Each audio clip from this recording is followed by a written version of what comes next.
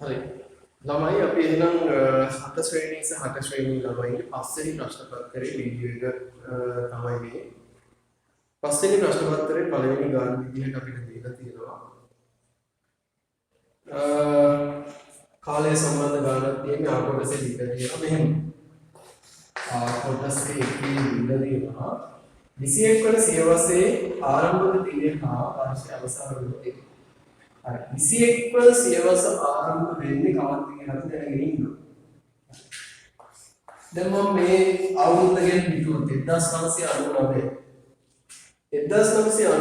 තියෙන්නේ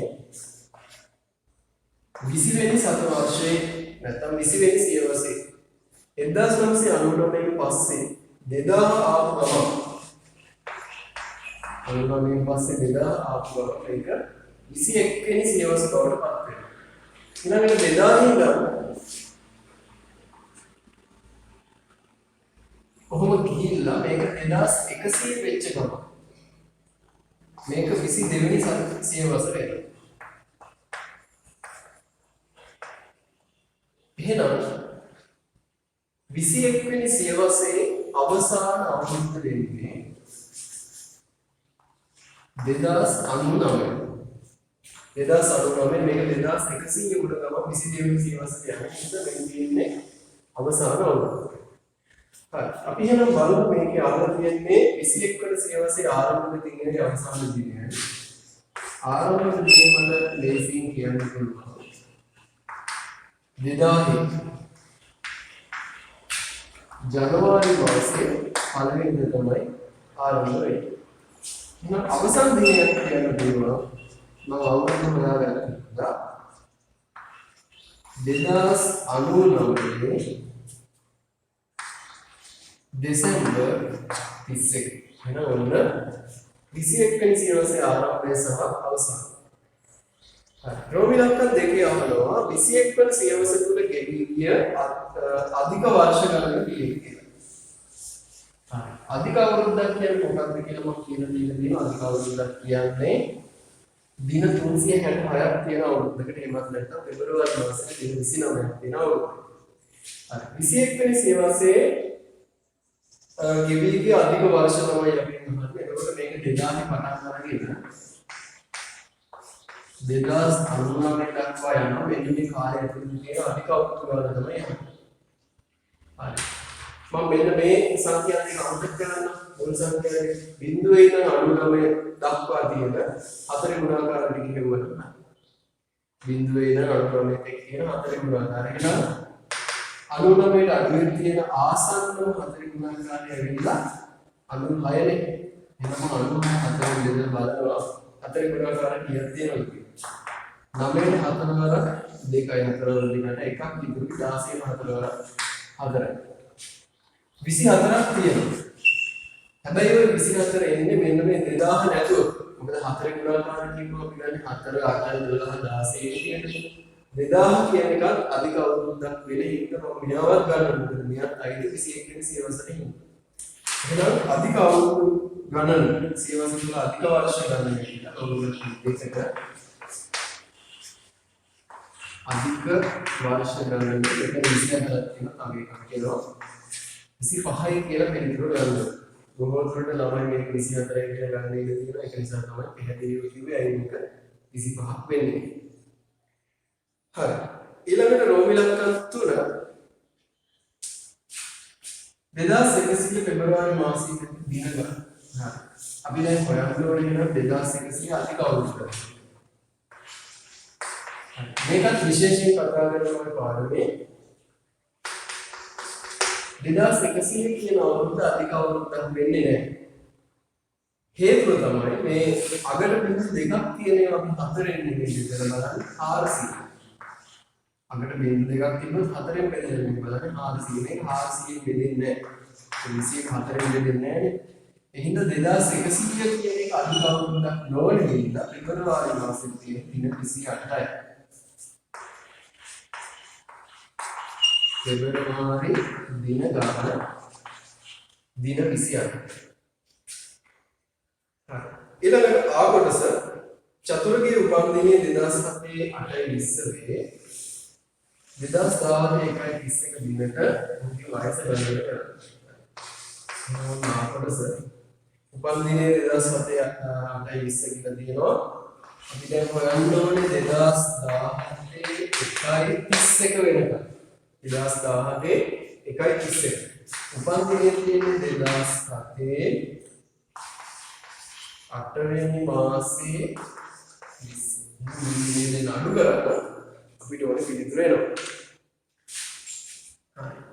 කොටස 1 පළමු අඩු කරලා 30 ගෙන් 20ක් අඩු කරන්න පුළුවන්. 1යි 3න් 2ක් ගියොත් 1යි. නමුත් 1න් 8ක් අඩු කරන්න බෑ. ඒක අපිට එහා පැත්තෙන් ඉල්ල ගන්න වෙනවා. මෙතන ඉන්නේ අවුරුදු වල එකක් දුන්නා මාස 12ක් තමයි මෙතෙන් යන්නේ. ඒකට මෙතන එකක් තිබ්බා. මෙතන 12ක් ආවා. 12 එකයි 13යි 13න් 8ක් තමයි අපි අඩු කරන්නේ. 9 10 11 12 13 කියන්නේ පහක් ඉතුරු වෙනවා. දැන් මෙතන තියෙන 6යි 6න් 7ක් අඩු කරන්න බැරි හින්දා යා පැත්තෙන් එකක් ඉල්ල ගන්න ඕනේ. 16න් 7ක් අඩු කරලා බලන්න. 8 9 10 11 12 13 14 15 16 එහෙනම් එනවා 9 කියලා. මෙතන බිඳුවයි. එහෙනම් කාලය එනවා. يعني වයස අවුරුදු 9යි මාස 5යි දින 11යි කියලා. ඊළඟට රෝම ඉලක්කම් දෙකේ දීලා තියෙනවා අලිපැටියෙකුගේ වයස දින 256ක් නම් මෙය මාස හා දින වලින් ලියන්න කියලා. අපි සාමාන්‍යයෙන් ඔය වගේ ගැටලුවකදී මාසෙකට තියෙන දින 30යි කියලා තමයි ගන්න. එහෙනම් මම ඉස්සෙල්ලාම කරන්නේ මෙන්න මේ 256 30න් බෙදන්න. 256 30 ගොඩක් කියන්නේ කියලා බලන්න. 25ට නෑ කෙලින්ම 256 ට තමයි 30 ගණන් වෙන්නේ.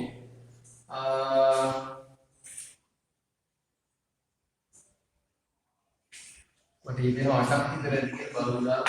8 වර බිඳුවයි 8 වර 3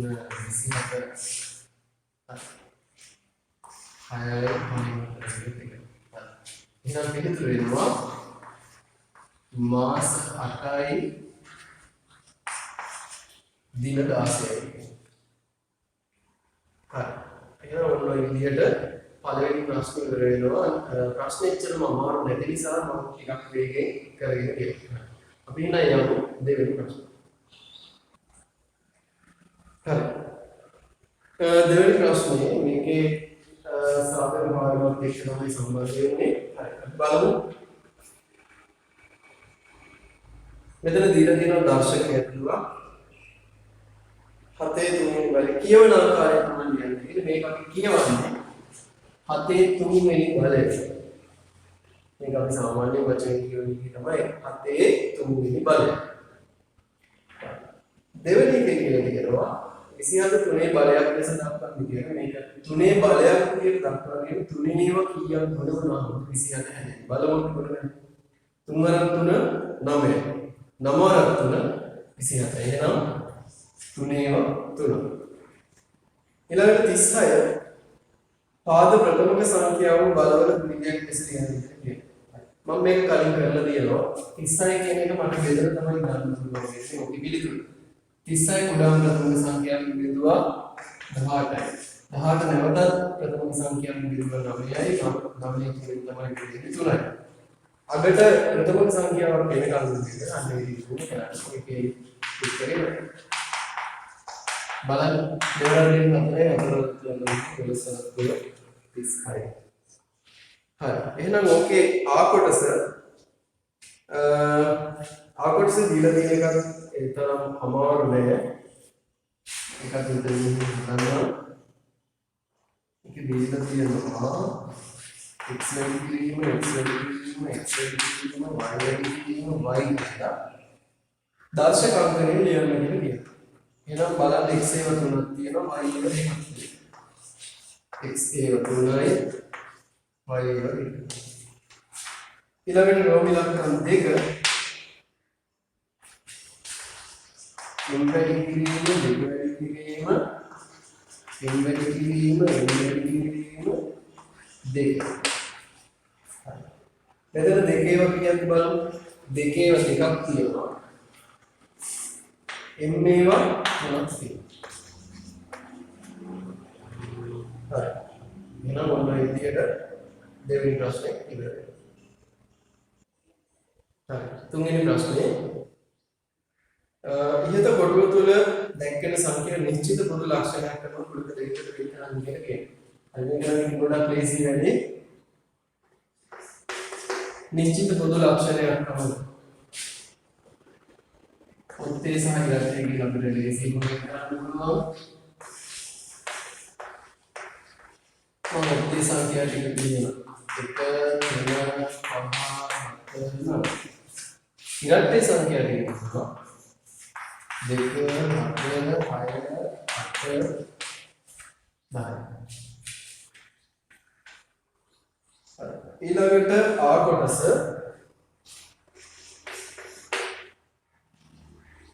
A එකක් 30ක් අතර තුනේ ගුණාකාර ඒකේ රෝල දෙකේ පිළිබඳව කියන්නේ එක් එක් කුලකයේ පොදු ලක්ෂණය මගින් ලියා දක්වන්න තියෙනවා. ඒක පිළිතුර ඇත්තටම මෙන්න කියනවා. පළවෙනි එක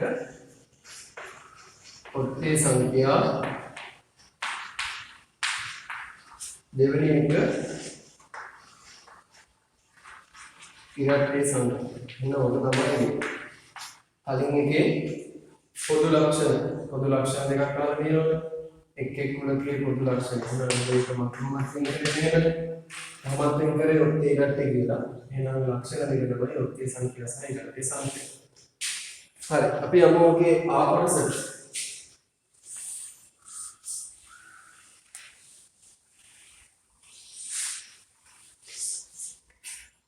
ආ කොටසේ මෙහෙම දීලා තියෙනවා. එකක් 30ක් අතර තුනේ ගුණාකාර. මේ පළවෙනි ප්‍රශ්නේ අහලා තියෙනවා. ආ කොටසේ පළවෙනි ප්‍රශ්නේ අහලා තියෙනවා. ඒ කුලකයේ අවයව රැසෙන් තියෙනවා. එකක් 30ක් අතර තුනේ ගුණාකාර. 3 6 9 12 15 ඒ කුලකයේ අවයව ගණන කීයද කියලා අහලා අපි කුලක පාඩමේ ඉගෙන ගන්නවා ඉතිරිදී මම තාමත් ඒ ළමයින්ට මේ කියලා දෙන්නේ නැහැ. අවයව ගණන අපි දක්වන්නේ මෙන්න මෙහෙම. ඒ කුලකයේ අවයව ගණන කියන්නේ මේ කියලා තමයි හිතන්නේ. අවයව ගණන 1 2 3 4 5 අවයව ගණන. ප්‍රෝමිලක් තුන මේක කියනවා ඒ කුලකයේ වෙන් රූප සටහනකින් නිරූපණය කරනවා. වෙන් රූප සටහන කියන්නේ ඔක්කරේ රවුමක් කරේ කොටුවක් කරේ රූපයක් කියලා අපි අපිට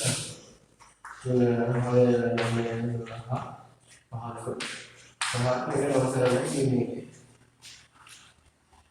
හරි එහෙනම් ඔන්න ඔය විදිහට තුන්වෙනි ප්‍රශ්නේ ඉවරයි. අපි දැන් යමු හතරවෙනි ප්‍රශ්නේ. හරි. එහෙනම් අපි යමු හතරවෙනි ප්‍රශ්නෙට. හතරවෙනි ප්‍රශ්නේ මේ රූප සටහනේ පොඩි දෝෂයක් තියෙනවා. මම හිතනවා ළමයි එක පේපර් එක හතරකට හදාගන්න ඇති. මෙතන P අකුරක් සැකලේ නැහැ. මෙතන X අකුර ඇතුළට ලැබිලා තියෙනවා නම් ගැටලුවක් නැහැ. මේ පේපර් එකේ මොන දාන්න print කරනකොට මොකක්ද පොඩි දෝෂයක් වෙලා තියෙනවා. හරි ඒක ගැටලුවක් නැහැ. අපි යනවා පහත වගුව උත්තර පත්‍රය පිටපත් කරගෙන රූප සටහන භාගයෙන් ස්ථාන කරනවා කියලා කියනවා. එහෙනම් පළවෙනි රූපේ බාහුව දෙක තියෙනවා PQ සහ QR කියලා. එහෙනම් පළවෙනි රූපේ මේකේ බාහුව දෙක තමයි මේ. බාහුවක් කියන්නේ මෙන්න මේ සඳ රේඛාව. මේක ශීර්ෂය කියන්නේ මුල. ශීර්ෂය කියලා Q කියන වල දාන්න ඕනේ. ඊළඟට මේ කෝණේ නම අපි කෝණේ නම් කරන්නේ මෙන්න ශීර්ෂයේ මැදට එන විදිහට දෙපැත්ත අකුරු දෙක තියෙනවා. P Q R ශීර්ෂයේ මැදට එනවා. ඊළඟට කෝණ වර්ගය. මේක බලපුවම අපිට පේනවා මේක ත්‍රිකෝණයට වඩා වැඩි කියන්නේ මේක මහා කෝණය. ඒතකොට ඊළඟට තියෙන කෝණේ බාහුව දෙක තමයි අපිට දෙන්නේ. XY සහ YZ XY සහ YZ තමයි ඒ. ඊළඟට ශීර්ෂය වෙලා ඒකේ Y. ශීර්ෂය Y. ඊළඟට මේකේ කෝණේ නම සම්පූර්ණ විදිහට මෙතන XYZ XYZ ඊළඟට මේක ඇවිල්ලා ඩි කෝණය මේක ඩි කෝණය හරි ඕකේ කොටස ඒක මම හිතන්නේ කරන්න ඕන වෙන එකක් නෑ කෝණ මැනීම සඳහා භාවිතා කරන උපකරණය ඒකයි කෝණ මැනීම සඳහා අපි භාවිතා කරන උපකරණය තමයි කෝණමාන. කෝණ මැනීම සඳහා අපි භාවිතා කරන්නේ කෝණමානයි. මඩින ඒකකය ඇවිල්ලා අංශක. කෝණමානයේ තවත් ඒකක තියෙනවා. නමුත් අපි පාවිච්චි කරන්නේ අංශක. ඊළඟ නොමිලක්කන් දෙක ඉහත නම් කළ උපකරණයේ භාවිතයෙන් අංශක 60ක විශාල කෝණයක් අඳින්න කියලා කියනවා. මම කෝණය අඳින විදිය අසාරව කියන්නම්. නමුත් ඒක කියන්න තරම් දෙයක් නෙවෙයි. මම මේක අපි සංකීර්ණවලින් ඉන්නකොට ඇඳලා තියෙනවා. මේක නතර වෙලා කියන ඕන එකක්. සරල රේඛාවක් අඳිනවා. ඇඳලා මේකේ එහෙම කෙලවරට අරගෙන කෝණමාන කියන්නේ කෝණමාන මැද රේඛාව හරියටම මෙන්න මේ රේඛාවේ කෙලවරට පිටින විදිහ. ඊළඟට මෙතනින් වා ගණන් කරගෙන කියන බිංදු 10 20 30 40 50 60 ඒ රේඛාව.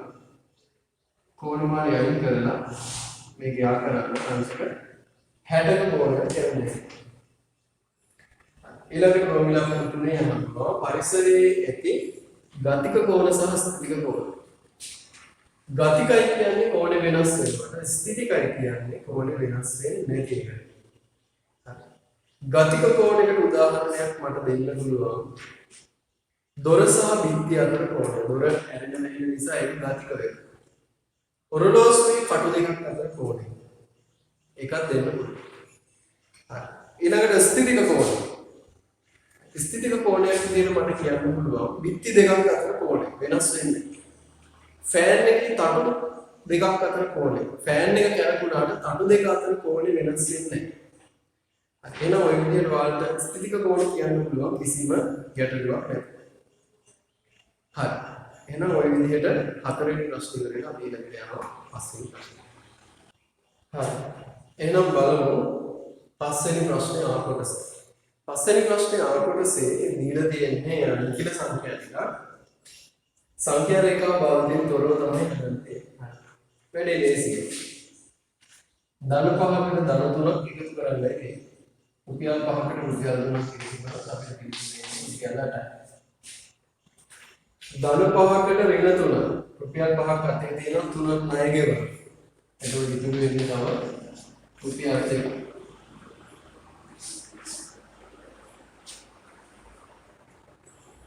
ණය 5ක් තියෙනවා රුපියල් 3කින් තමයි මේ ණය ගෙවන්න දෙන්නේ.